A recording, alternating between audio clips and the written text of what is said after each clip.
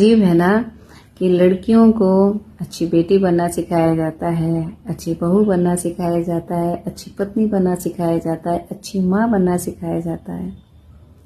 लेकिन लड़कों को कभी नहीं बताया जाता कि अच्छा पति कैसे बना जाता है, अच्छा पिता कैसे बना जाता है। और रिश्ते के लिए, एक पति पत्नी के रिश्ते के लिए, एक माँ बाप के रिश्ते के लिए अच्छा पति ही अच्छा पिता बन सकता है।